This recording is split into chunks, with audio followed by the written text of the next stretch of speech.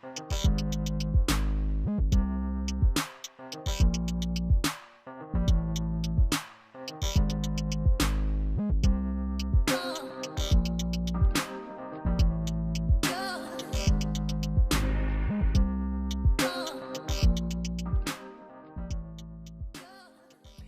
my friends. Today it's my great pleasure to welcome to this conversation Dr. Chiti Parikh, and she's written this amazing book, Intentional Health, which includes a 28-day health reset plan. The book is published by Hay House, and it is about optimizing your circadian rhythms, strengthening and protecting your microbiome, aligning what you eat with what you can digest, and syncing your diet with your constitution according to Ayurvedic principles. Dr. Parikh is Executive Director of the Integrative Health and Wellbeing Program at New York Presbyterian Hospital and a clinical professor at Weill Cornell Medicine. She's one of a handful of physicians in the country to have been an interdisciplinary physician specializing in both Eastern and Western medicine, and has a passion to spread this knowledge. I had the pleasure of meeting her recently and reading the book. So thank you very much for joining us. My pleasure. Thank you so much for having me today. Yeah. So let's start with your own life journey. How did you have some very interesting photographs here and about exotic practices, but you're a regular physician, just like me, with a license to practice medicine in New York, I presume, and many, and you're also a teacher at the medical school. So share with me how you ended up, of course, writing the book, but your own journey into this area, because you trained as a physician right here. Absolutely. Yeah. I grew up in India, and I moved here when I was a teenager.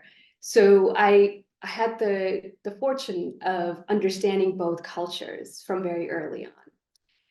I never planned on going into medicine. Ironically, I always said I would never become a doctor, but that all changed one day. What really shaped my journey into integrative medicine and intentional health was actually a year between college and medical school. I spent a year backpacking alone through Asia. And this was before, Google Maps. This was before iPhone. And I really had the pleasure of spending time, from silent meditation retreats to meeting monks in the most remote part of Asia. And that really shaped who I am today. And that has really inspired me to bring what I learned through my travels, through my upbringing, into my clinical practice. So what I've learned through years of medical school training and seeing thousands of patients is this realization that our body is so incredibly intelligent. And everything we need to live a healthy life is right within us. It's not outside in a diet or an exercise routine or anything. It's all etched into us. It's right here. And I had a glimpse of that firsthand in 2020. What happened was I was on the front lines during COVID in New York, and I got COVID while I was on the front lines in April.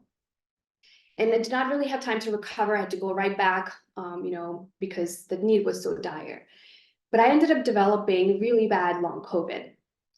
So this was before we even knew what long COVID was. I was just one of the handful of people who had actually gotten COVID. And I started losing weight very fast. My hair was falling out. I was getting short of breath, going up even a couple of flights of stairs. So I scoured every medical journal I could find and trying to figure out what was going on and try to understand and how to heal from that. And I know this is really bizarre, but I was on Amazon one day ordering probably paper towels and a book about a 185-year-old yogi that was completely out of print somehow came up in my feed. Out of curiosity, I clicked on it. And I grew up in a culture where I read about yogis and I met yogis, so it was nothing new to me.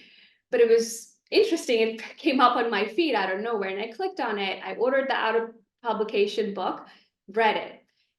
And that's when I learned about the science of Kaya Kalp. So how does a yogi become 185 years? And how does a yogi live to be 185? So there's ancient knowledge, a technique called Kaya Kalp, which is transformation of your body. And yogis use this technique to rejuvenate their body from time to time so that they can live a long life, so they can continue pursuing their spiritual quest. And within that, there's knowledge about something called panchakarma, which is part of Ayurveda, which is very well known. It is a detoxification process that anyone can do. So Kaya Kalpa is for the yogis, and panchakarma is for us mere mortals. So I decided I'm going to do panchakarma. I've heard about it. I've recommended to many people, but I'd never really, gone through the whole process. So for 1 month, I did an intense panchakarma practice. And what I saw was transformative. I always believed in that inner intelligence. But within a few days, when my hair stopped falling, my weight start coming up, I just felt at ease. I really finally felt like myself. And months later, I know this, I'm not being vain, but this is something I could see physically happening. My nails started growing. This is so bizarre. My nails started growing, at a point where I had to cut them every few days. So this is just something I could see outside, but I know that was just an evidence of what transformation actually had taken place within me. So I wanted to bring this knowledge. It's not about curing long COVID or anything like that. I knew it was about time that I brought this knowledge that's been around, this science, 5,000-year-old science, to the people. I have a full practice. I'm not looking for more patients. I have 1,000 patients on the wait list. That's not the purpose of this. The purpose and my true passion lies in bringing 5,000-year science to everyone so that everyone can use it to live a healthy and vital life. That's what the incentive and inspiration behind this book has been. Great. So let me ask you a few questions because I'm sure many are curious about this. Where did you go to medical school? So I went to medical school at Robert Wood Johnson, which is now Rutgers Medical School in New Jersey, and I did my residency training at Cornell in internal medicine. And all this while there was no interest in Ayurveda, etc. Correct? So I always practiced Ayurveda in my personal life.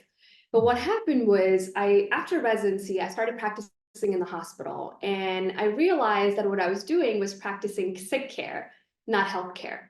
The reason why I became a doctor was I wanted to keep people healthy. So I wanted to focus on that 95% of someone's life that happens outside of the hospital.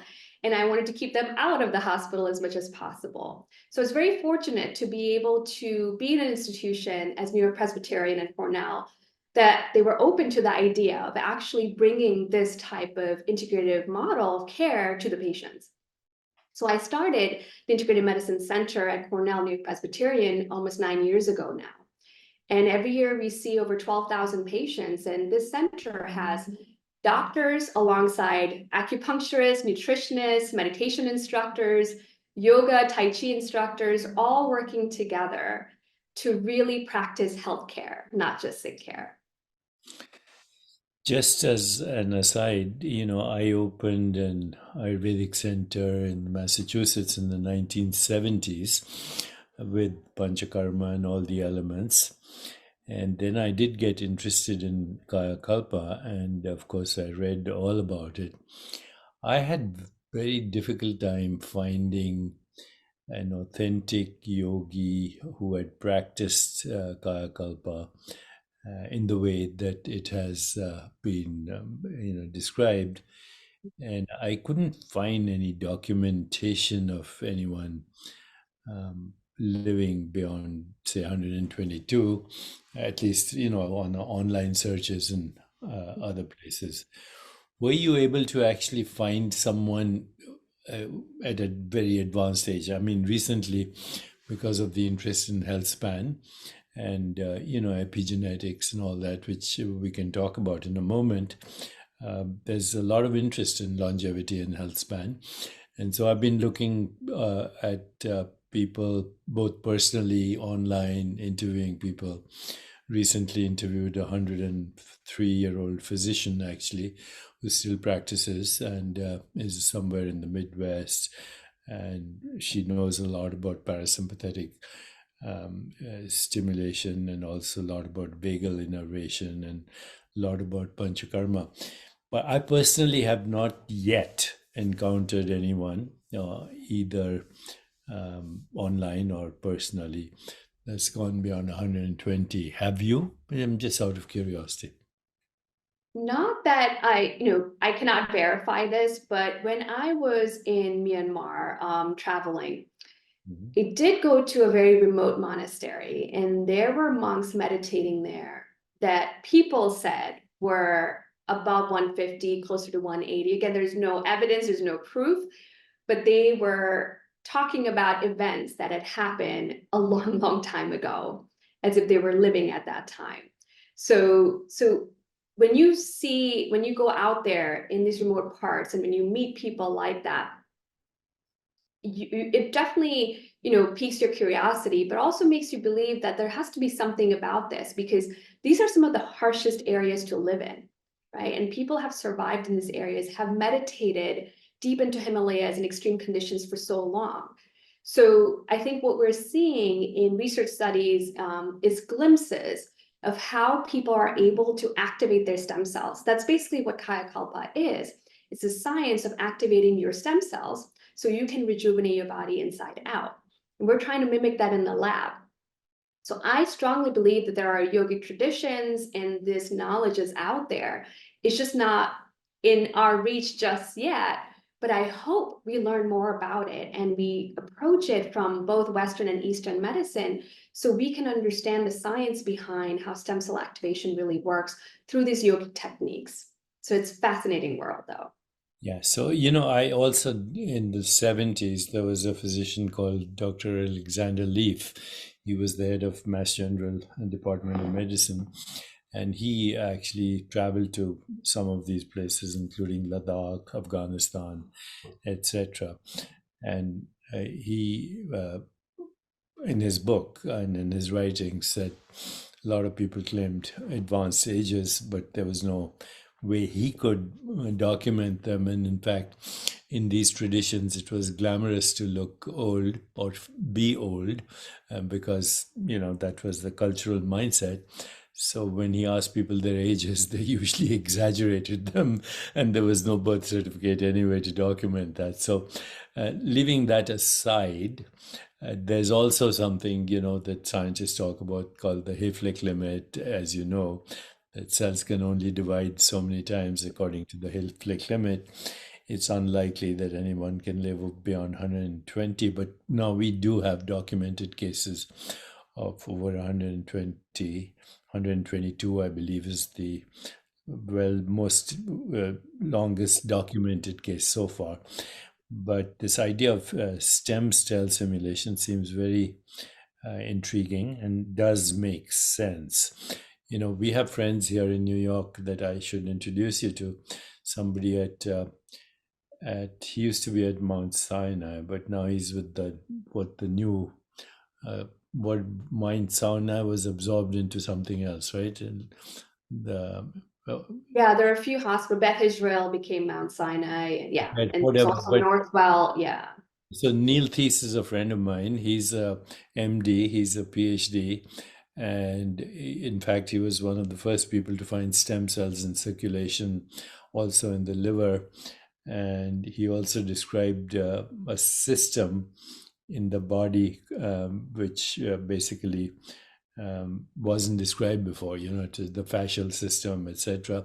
He's a very innovative researcher, so we should talk to him about stem cell activation. As you know, there are many other people who are doing hyperbaric oxygen and then stem cells with embryonic cells. In fact, in New Jersey, you have somebody doing that. But I've always been intrigued by the idea of signaling molecules, which Ayurveda also has, by the way, all these adaptogens like Hmm. ashwagandha, shatavari, Ashwagandha. Yeah. that Hmm. are all signaling molecules, and they're known as adaptogens. And it's quite possible that they also stimulate stem cells. So this is an area that's definitely worth looking into.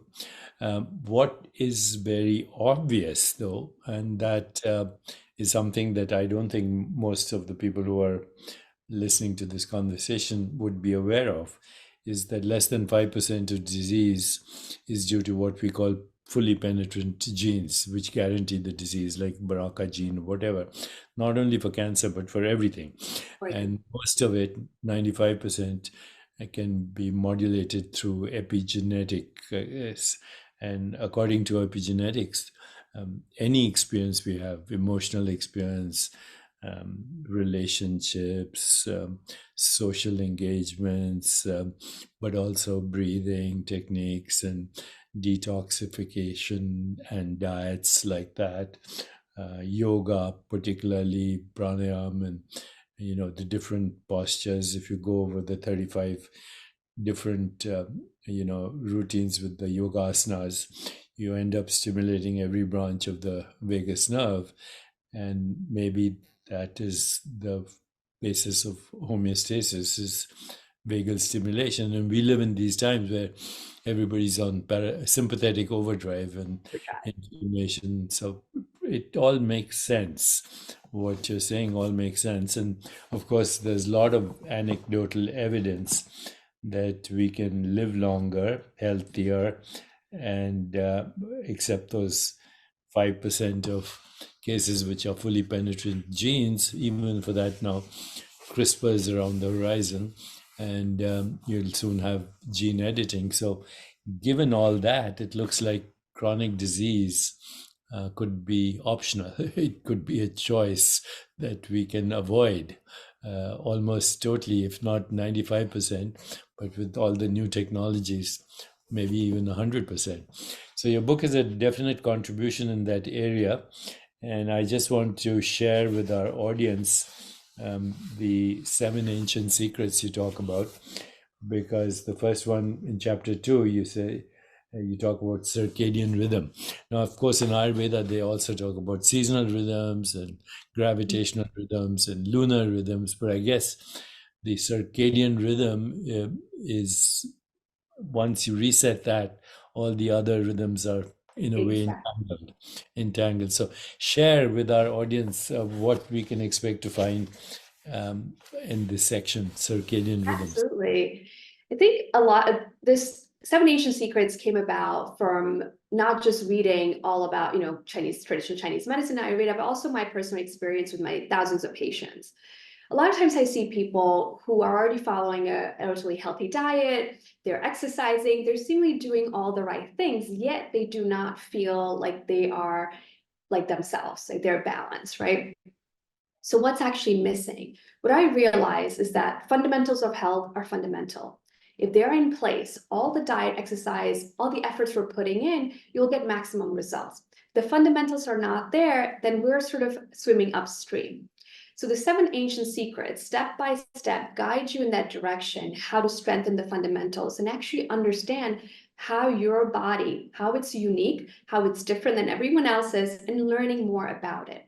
So the first step is circadian rhythm, because we know that our internal computer, our software, is very much synchronized to everything else around us in nature and in the universe. So circadian rhythm optimization is step number 1. What time we wake up, what time we eat, what time we go to the bathroom, what time we sleep, all of that is extremely important in resetting our circadian rhythm on a daily basis. Majority of the diseases now we know come about because of that disruption in circadian rhythm. Hence, there's a whole new field of chronobiology, right? That came about a few years ago. Someone received a Nobel Prize in medicine for that. Because now we're recognizing that all the clocks, even which genes are turned on and off, are directly related to our circadian rhythm. So if that is disrupted, that often becomes that first domino that falls and leads to chronic diseases. So I always joke around with my patients and I tell them, as your doctor, I do not care about your diet. I do not care about you, whether you go to the gym, and I definitely don't care about your weight. So they're always shocked that as a doctor, how do you not care about my weight, my diet, whether I go to the gym or not? I tell them, I don't care about your diet, what you eat. I care more about when you eat. There's so much science behind the meal timing. And I also care about when you don't eat, AKA intermittent fasting. So I talk about a lot of studies that are validating this. So we're physiologically not the same person at 9 a.m. versus 9 p.m. Our genes, our hormones, everything is changing hour by hour. So I superimposed our circadian clock from Western medicine with that of the Eastern medicine clock that's in Chinese medicine and Ayurveda. And they are right on top of each other and they make complete sense. So every hour, our body is designed to do a different activity. So the more we synchronize our daily routine to that circadian rhythm, the more we can get out of it.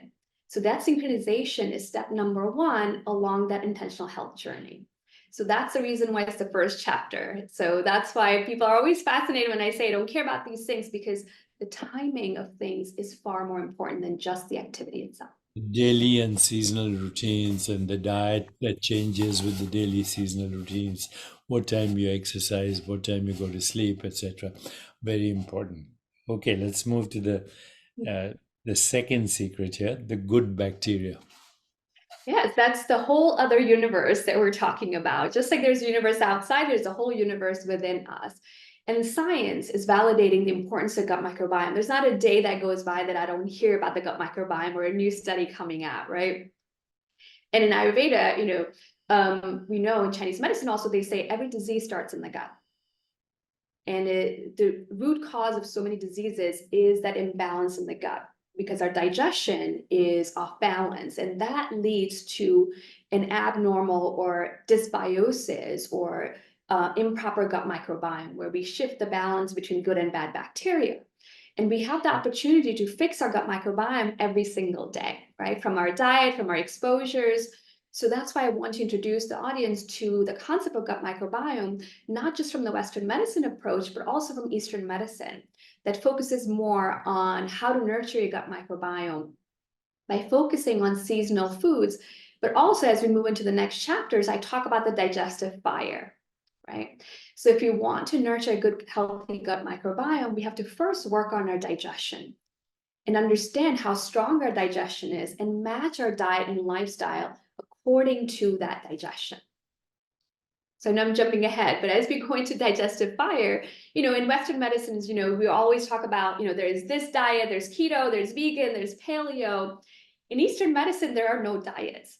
The perfect diet for me right now is whatever matches my digestion. And that is changing, right? Today, if I'm feeling well, my digestion is strong, so I can get away with eating a lot of different things. But when my digestion is weak, I need to adjust my diet to simplify it. So when we match our digestion with what we're eating, that's health. Because in Ayurveda, there's a saying that food that is digested properly becomes nutrition, and food that is not digested properly becomes toxin and root cause of diseases. Food is the same. It's our digestion that makes a complete difference. And then in the book, you outlined ways to maximize the digestive fire. But Exactly. let's go back to the microbiome for a moment, because, and this keeps changing as I follow the literature, but we do have 25,000 human genes, and I guess we have millions of bacterial genes, right? They're way more than our human genes are. In 2012, we did a study at the Chopra Foundation along with Mount Sinai and other institutions, including Harvard and Duke, where in 1 week of meditation and yoga, we saw all the human genes responsible for homeostasis go up in their activity, some 17-fold over baseline. All the genes that were responsible for inflammation, chronic disease, Alzheimer's, etc., went down significantly. The level of the enzyme telomerase went up by 40%, even though we had Elizabeth Blackburn, who got the Nobel for discovering telomerase, as one of our co-authors. It took us 5 years to get the study published in a major journal, finally did in Nature, Translational Psychiatry, and then it was replicated. So it's obvious that, meditation, yoga, and everything you're talking about can upgrade the activity of the human genes we have. But if you're looking at the microbiome, not only do we change their activity, we change their population, right?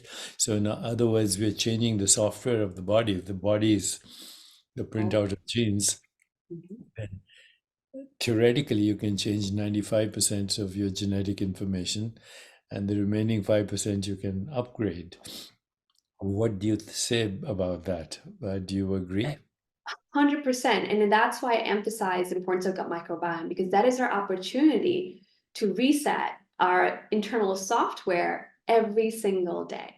So the choices we're making, I always tell people what you're eating, the diet you are putting into your body, you're not just feeding yourself. Think about the fact that you're feeding trillions of gut bacteria. So be a good host. I was raised in an Indian family, so I was trained to be a good host. If anyone comes to your house, you feed them the best food possible. So I want people to be a very good host to their gut microbiome. So when you're eating, keep in mind that you're nourishing not just your body, but you're also keeping the gut microbiome healthy and thriving for years to come. And that step happens on a daily basis. It's not just popping a probiotic. It's so much more than that, right? It's tending to the gut microbiome on a daily basis. Are you a fan of things like kombucha and all these? In India, of course, we use pickles and also use yogurt and all kinds of fibrous introductions to diet to change the microbiome on a daily basis. So, what Absolutely. I think we need. Yeah, so some of the diet recommendations I make in the book are really focused on not just getting the probiotic-rich foods, which I obviously encourage, but again, remember we have to feed the good bacteria. So prebiotics are just as important. So taking probiotics, so you're inviting the guests, but if you don't feed them, they're not going to stick around. So the prebiotics come from diversity in fiber. So fiber is that missing ingredient. So I always tell people, like, we think about carbs in our diet, protein and fat in our diet. The fourth macronutrient I want people to think about is fiber. And diversity in fiber, the diversity in the food that we feed the good bacteria equals diversity in the type of bacteria that we have. So all the studies are saying it's not just getting a few good bacteria, it's the diversity. Think about the gut microbiome as your defense system. So we have the Army, we have Navy, we have Air Force, right? So the more diversity and different types of bacteria that we have in the gut is really key to protecting our immune system and training our immune system. One of the reasons why we see a lot of autoimmune conditions and allergies in more developed countries is because our exposure to different types of bacteria is very limited. So we don't have a diverse defense system. It's not trained enough to know the difference between food and an actual pathogen. That's why our immune system is hyper all the time and overreacting to things. So one of the ways to address it is really bringing in that diversity in our food by incorporating different sources of fiber, the prebiotics, just as important as the probiotics you say that themselves. that's a maximum diversity of plant-based fibrous foods. In India, when I was growing up, we had a favorite food called lotus root. And I had a lot of difficulty finding it. Finally, I found a Chinese restaurant here close to my house, and they serve lotus root, which is very tasty and full of fiber. And Delicious. and Mhm. so, is that your tactic? Maximum diversity of plant-based fibrous foods. Exactly. Diversity is so key because a lot of times people get in the habit, they're eating kimchi and they just eat kimchi every single day or kombucha, right? So I really encourage people, even people already eating a healthy diet, to think about diversity. So I always share them a list of seasonal foods. So if you're eating seasonally, you will naturally add that diversity into your diet on an annual basis. And also research studies show that eating seasonally also ensures that the food that are in season tend to have the highest amount of antioxidants, right? So eating them fresh while in season can actually provide you with an extra boost of antioxidant on top of giving you all that prebiotic fiber that's good for the gut microbiome. In your practice, do you test people's microbiome? Because these days there's so many commercial. Absolutely. Yeah, that's a big part of my practice is addressing gut health. So, and this is a perfect example of how I love to combine the best of Eastern and Western medicine. So someone who comes to my practice with autoimmune conditions or neurological conditions or just gut imbalance, like things like irritable bowel syndrome, I'll often do a gut microbiome test. And based on the results, will customize their diet, their lifestyle, and they might also walk away with recommendations for different herbs. One of the big herbs I often use is something like triphala or harataki.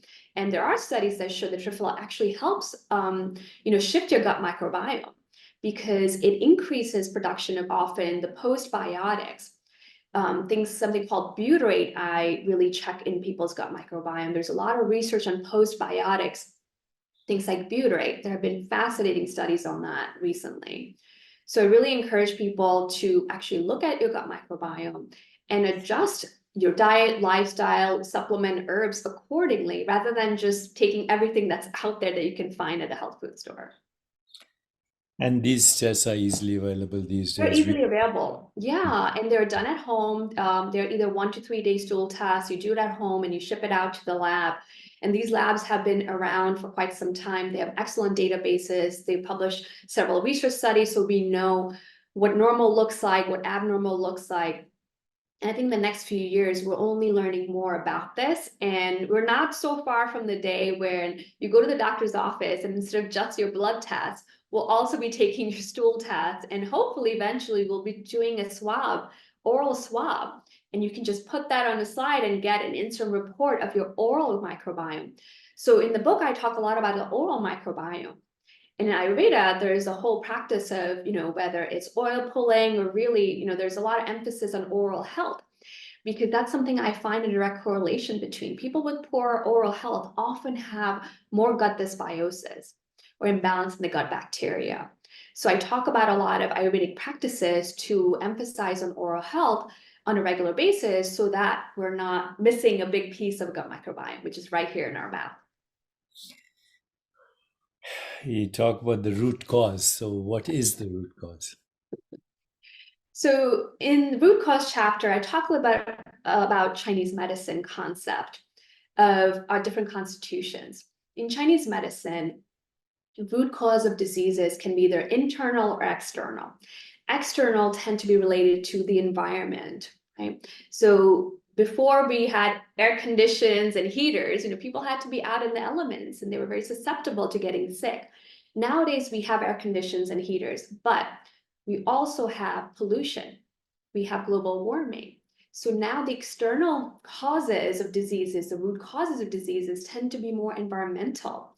And I honestly think we are missing a big piece of that in academic medicine. There's just not enough research just catching up to the fact that the environmental toxins are really causing a big disease burden on our population. So I talk a little bit about how external factors from global warming to pollution in the air, the water, the soil is actually affecting us. And then the internal causes of imbalance or root cause of disease tends to come from one of the 4 things, either diet, sleep, stress, or lack of exercise. So I go into detail about that. And I also educate the readers about understanding their own unique constitution.